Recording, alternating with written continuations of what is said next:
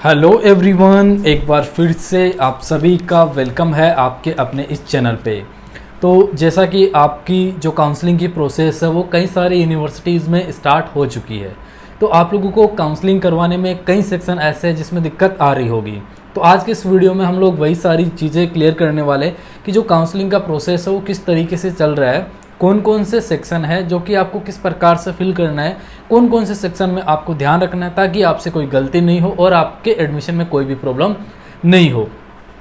तो आप लोग इस वीडियो को पूरा वॉच करिए। चैनल पे नए हैं तो सब्सक्राइब कर सकते हैं ताकि आपको काउंसलिंग में आगे जो भी अपडेट रहे वो हमारे वीडियोज़ के माध्यम से मिल सके। एंड इसके साथ ही आप लोग टेलीग्राम चैनल को ज्वाइन करिए जिसका लिंक मैंने डिस्क्रिप्शन बॉक्स में आपको दे रखा है।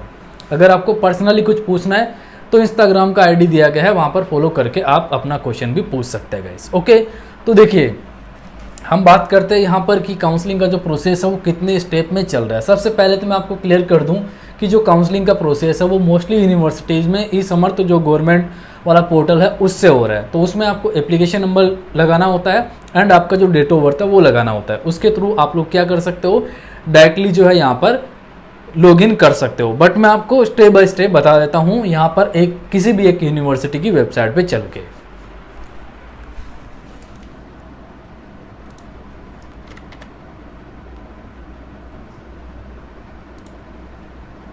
सो हम लोग यहाँ पर चलते हैं central university of south Bihar की जो ऑफिशियल वेबसाइट है उस पर, ठीक है। सो यहाँ पर देखिए इसका लिंक दिया हुआ है, अप्लाई लिंक दिया हुआ है, इस पर क्लिक करेंगे हम। जैसे ही क्लिक करेंगे तो यहाँ पर कुछ इस तरीके का इंटरफेस हमारे सामने आ जाएगा, ठीक है। अब अपने को क्या करना है, यहाँ पे न्यू रजिस्ट्रेशन पे करना है। अब कई स्टूडेंट परेशान हो रहे हैं क्योंकि उन्होंने यूनिवर्सिटी को ऐड नहीं किया था, इस वजह से कुछ एरर वगैरह आ रहा होगा कि मैंने मतलब पासवर्ड कई बार ट्राई किया लेकिन नहीं हुआ। क्यों नहीं हुआ? क्योंकि आपने इसको ऐड नहीं किया होगा, ठीक है। तो दो ऑप्शन है, लॉगिन करने का और न्यू रजिस्ट्रेशन का। तो अपने को सबसे पहले न्यू रजिस्ट्रेशन पे क्लिक करना है। जैसे आप क्लिक करोगे यहाँ पे अपना सही एप्लीकेशन नंबर फिल करेंगे, यहाँ डेट ऑफ बर्थ फिल करेंगे, उसके बाद ये कैप्चा फिल करेंगे, देन आप रजिस्टर पे क्लिक करेंगे। अब जैसे आप रजिस्टर पे क्लिक करेंगे, ध्यान से सुनना मेरी बात को, जैसे आप रजिस्टर पे क्लिक करेंगे यहाँ पर एक नई विंडो आ जाएगी। उसमें आपको बताएगा कि आपके ईमेल पे जो आपका रजिस्टर ईमेल है जो आपने CUET में दिया था, ठीक है। अभी देखिए इनके पास पूरा डेटा होता है। आपने जो मोबाइल नंबर एंड जो आपका ईमेल है उस पर एक OTP जाएगा, वो OTP आपको एंटर करना है और नीचे दो ऑप्शन आएंगे, क्रिएट पासवर्ड का और एक न्यू पासवर्ड का। तो आप वहाँ पर नया बनाना है, जो आपने CUET में दिया था वो वाला नहीं है, नया बनाना। अगर आप चाहे तो वो वाला यहाँ पर लगा सकते हैं, ठीक है। जैसे आप इसको करेंगे उसके बाद आपको क्या कर जाना है, डायरेक्टली लॉगिन, यहाँ पर आप डायरेक्टली डैशबोर्ड में लॉगिन हो जाएंगे। उसके बाद आपके सामने 4 प्रोसेस होगा। अभी तक जितनी यूनिवर्सिटी का मैंने चेक किया है मोस्टली में 4 आ रहा है। अगर आपको कोई और ऑप्शन है जिसमें डिफिकल्टी है तो आप इस कमेंट बॉक्स में कमेंट कर सकते हैं। अदरवाइज आप लोगों को इंस्टाग्राम का आईडी दिया गया है, वहाँ फॉलो करके आप मैसेज कर सकते हैं। अपना जो क्वेश्चन है, जो डाउट है जिस सेक्शन से, वो पूछ सकते हैं आप, ठीक है। सो बेसिकली यहाँ पर 4 सेक्शन जो है वो आपको नजर आएंगे, ठीक है। 4 सेक्शन है आपकी काउंसलिंग प्रक्रिया में। एक आपका आएगा प्रोफाइल डिटेल का, दूसरा आएगा अदर डिटेल्स का, तीसरा आएगा अपलोड का और चौथा यहाँ पर आएगा फॉर्म प्रीव्यू करने का, ठीक है। तो ध्यान देना, आप चारों को हम लोग समझते हैं, चारों में क्या क्या यहाँ पर ऑप्शन दिखेंगे। पहला आपका प्रोफाइल डिटेल है, इसमें कुछ तो वो क्या करेगा कि ऑटोमेटिक आपका ले लेगा, जैसे आपका ईमेल वगैरह है, ठीक है, मोबाइल नंबर है, वो सब ले लेगा। तो इसमें आपका नेम है ऊपर, ठीक है, वो ऑटोमेटिक होगा, शायद उसमें चेंज करने का ऑप्शन नहीं होगा। अगर आता है तो आप उसमें देख लेना, करेक्ट कर देना अगर CUET वाले के टाइम पे मिस्टेक हुआ था। उसके बाद ईमेल पूछेगा इसमें आपको, यहाँ पर फिर आपको जेंडर पूछेगा, इसके अलावा यहाँ पर डेट ऑफ बर्थ पूछेगा आपका, ठीक है, ब्लड ग्रुप पूछेगा कौन सा है आपका, वो आपको फिल करना है। Place of DOB, date of birth, कहाँ आपका जन्म हुआ, वो चीज़ पूछेगा। इसके अलावा अदर जो कोटा है वो पूछेगा। जैसे CUET में अगर नहीं पूछा था तो यहाँ पूछता है, जो भी यूनिवर्सिटी उसके अकॉर्डिंग आपको रिजर्वेशन देती है तो वो एक चीज़ पूछेगा। जैसे आप के पेरेंट्स वगैरह आर्मी में रहे या फिर अदर स्पोर्ट्स कोटा है, जैसे आपने स्टेट या फिर नेशनल लेवल पे कुछ खेला है तो उसका वो चीज़ वहाँ पे प्रोफाइल में पूछेगा। तो अगर आपने कर रखा है तो उसको ऐड करना ताकि उसका प्रॉफिट आपको मिले, उसका बेनिफिट आपको मिले, ये चीज़ आपको ध्यान रखना, ठीक है। ये मोस्टली यूनिवर्सिटी में पूछेगा। इसके अलावा जो रजिस्टर ईमेल है वो ऑटोमेटिक वहाँ पे ले लेगा, वो ईमेल जो कि आपने CUET वाले में दिया था ना वो ऑटोमेटिक ले लेगा। ऐसे ही मोबाइल नंबर वो भी आपका ऑटोमेटिक ले लेगा।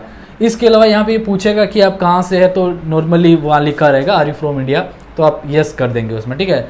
इसके अलावा आपका रिलीजन्स पूछेगा कौन सा है, वो यहाँ पर रहेगा और आपकी जो मातृभाषा है वो पूछेगा। तो ये चीज़ें बेसिकली रहेगी। इसके अलावा यहाँ पे ये आपका प्रोफाइल वाला, ठीक है, इसमें एक कैटेगरी का ऑप्शन जो है वो आपको आई थिंक आगे वाले में आएगा, या फिर हो सकता है प्रोफाइल वाले में ही आपको कैटेगरी का जो यहाँ पर पूछ रहा है, तो उसमें आप क्या करेंगे, आपका जो भी कैटेगरी है वो फिल करेंगे। एक चीज़ मैंने नोटिस करी, जैसे मैंने हरियाणा वाले में भी देखा और साउथ बिहार वाले में भी आई थिंक, तो वहाँ लिखा हुआ है वही 1 अप्रैल 2024 के बाद का आपका सर्टिफिकेट इश्यू होना चाहिए।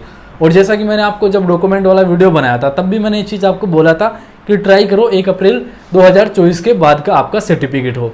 मैंने EWS वाले कैंडिडेट का चेक किया तो उसका भी बोल रहा है कि 1 अप्रैल के बाद का होना चाहिए, तो आप एक बार उसको देख लीजिएगा। हालांकि मुझे लगता है कि टॉप यूनिवर्सिटीज़ में ऐसा दिक्कत नहीं आना चाहिए, बट ये सारी यूनिवर्सिटीज़ आपसे वो चीज़ मांग रही है, तो एक बार आप चेक कर लेना। ओके, इनके हेल्पलाइन नंबर भी दिया हुआ है, अगर वो एग्री करते हैं तो आप फिर अपलोड कर सकते हैं।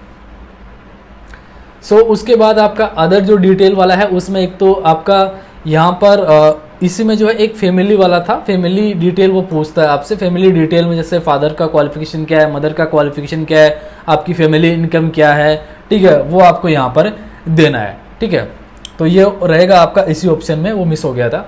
अदर वाले में आपको लैंग्वेज के लिए पूछेगा। लैंग्वेज से मीन्स ये है जैसे कि आपको, जैसे मान लीजिए वहाँ हिंदी रहेगा, इंग्लिश रहेगा और शायद एक आध और लैंग्वेज भी रह सकता है, तो वहाँ पूछेगा आपसे कि आप हिंदी में रीड कर सकते हो, राइट कर सकते हो, ठीक है, वो सब आपसे पूछेगा, तो आप उस हिसाब से टिक कर देंगे। इसके अलावा वहाँ पूछेगा आपसे आप NCC कैंडिडेट रहे हैं या फिर आप NSS में पार्टिसिपेट किए हैं, तो अगर आपने ये कर रखा है तो आप वहाँ यस करना, ताकि आपको इन चीज़ों का बेनिफिट मिलेगा इस। ओके, इसके अलावा वहाँ पर एक गैप ईयर सर्टिफिकेट का पूछेगा, तो अगर आपका गैप ईयर है तो आप क्या करेंगे, वहाँ यस करेंगे और वहाँ फिर बाद में सर्टिफिकेट मांग सकते हैं वो, तो आप दे देना बनवा के।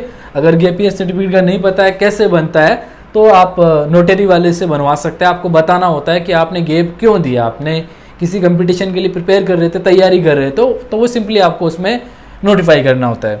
इसके अलावा यहाँ पे ABC ID है आपकी, ठीक है, ABC ID है आपकी, तो ये आपको सॉरी, तो ये आपको पता होगी। वैसे ये मैंडेटरी नहीं है, वहाँ कंपलसरी नहीं है, मैंने नोटिस किया था। तो अगर आपके पास है तो आप इसको दे सकते हैं, और नहीं है तो कोई दिक्कत नहीं है, बट ये मांग रहा था फॉर्म के अंदर। क्लियर।